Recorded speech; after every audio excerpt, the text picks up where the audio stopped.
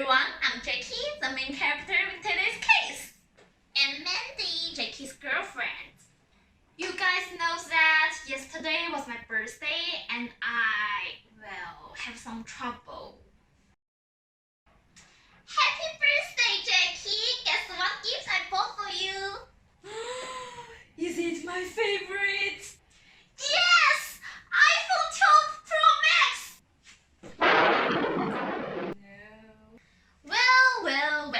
I'm Dr. Matt, a friend who lives in Jacky's mind. First of all, is Jacky a consumer here? Of course, yes. Whether it is purchaser, user, or influencer, it is possible to involve.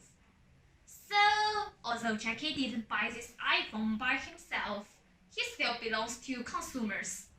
Therefore, let me use consumer behavior theories to help Jacky.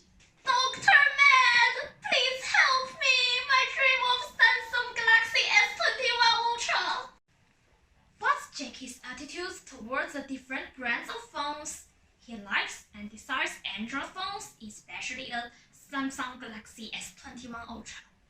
He is not interested in the iPhone 12 Pro Max, and he may not like the iOS system, at least until Mandy gave him these gifts. Attitudes are lasting because they tend to endure over time, and general because it applies to more than a momentary event. Jacky's attitudes is obviously very important here. Let me analyze his attitude first. Why would he like Samsung but not Apple? According to functional theory of attitudes by Daniel Katz, attitudes exist because they serve some function for the people. For Jacky, first, utilitarian function. Jacky may be used to Android and don't want to adapt to a new system. He may also have an Android game account that has been charged a lot of money. Second, value express function. And Android phones help Jacky express himself. He may not like Apple's brand image. How high is Jacky's level of commitment to his attitudes? The degree of commitment is related to level of involvement with attitudes objects. If Jacky's attitudes arises because he does not want to give up familiar systems and game accounts, then his level of commitment is compliance, which is very easy to change. And if his attitude is part of his value system, this level is called internalization, which is quite difficult to change. Then why it is possible for me to change my attitudes? What will drive it? Because you will seek harmony among your thoughts, feelings, or behaviors. You will change components to make them consistent. Since Jacky is confronted with inconsistencies among attitudes and behaviors, he will take actions to reduce the dissonance by changing attitudes or modifying a behavior. So he would either fall in love with his iPhone or change it to a Samsung. Jacky is very likely to maintain consistency by inferring that he must maintain a positive attitude towards the iPhone because he has already owned it. If Jacky likes his girlfriend to give him a gift, he will also tend to like the gift itself. Jacky would decide relations among the three elements in a triad to be harmonious or balanced. Now, it is an unbalanced triad like this. To achieve a balance, Jacky has two choices when he can discuss with Mandy to change her attitudes towards the iPhone. He no longer likes Mandy and breaks up with her, or he changes to the iPhone. Now, according to multi-attribute attitudes models, we can try to score Jacky's attitudes. If Jacky changes his attitudes and likes the iPhone, the utilitarian function is that he can just enjoy the gift without any trouble. And the ego defensive function is that he doesn't have to worry about hurting Mandy's feelings, so Mandy will not get angry and break up with him. Thus, according to my analysis, Jacky, you are very likely to change your attitudes and fall in love with this iPhone 12 Pro Max if you don't want to lose your girlfriend. Of course, Jacky, if you want to break up with Mandy, I can pretend that I didn't see anything. Great! Now it's a time of decision making. Decision Decision making is a process of problem solving. Jacky is now encountering an extended problem solving since the mobile phones is an infrequent, expensive product that requires high consumer involvement. How would Jacky make this decision?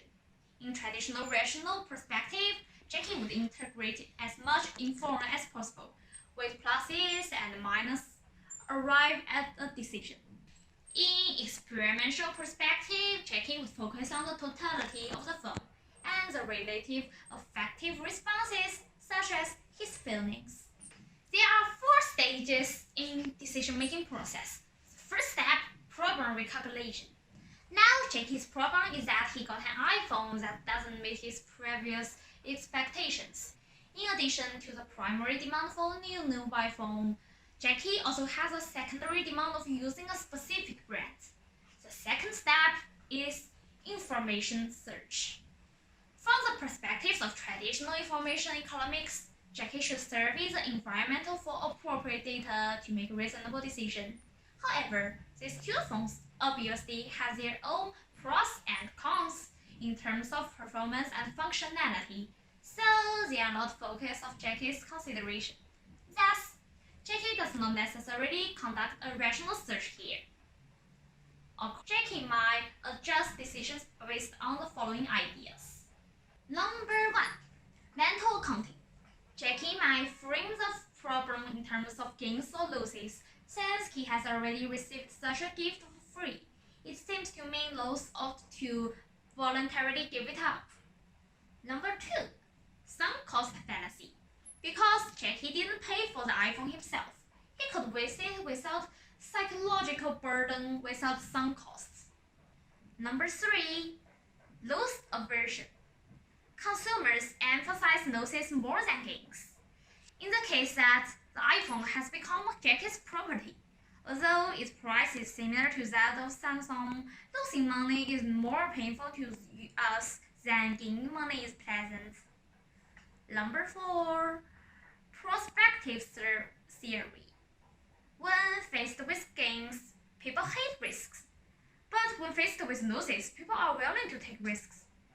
Therefore, Jacky may consider choosing the established benefits, the happiness of fulfilling his wishes, and risking losses. What if Mandy won't be angry? As a rule, purchase decisions that involve extensive search also intend some kind of perceived risk. It may be present here since the phone is expensive and complex product. Jacky might be worried about material risks. What if such an expensive iPhone cannot meet my requirements? Functional risks? What if I can't get use of the iOS system? And psychological risks. What if Mandy breaks up with me because I hurt her feelings? Step 3 of decision making. Evaluation of alternatives.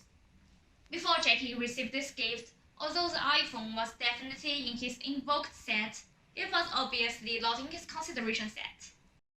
Yes! I only considered Android phones. Now, Jacky's consideration set is forced to have only 2 phones, iPhone 12 Pro Max and Samsung Galaxy S21 Ultra.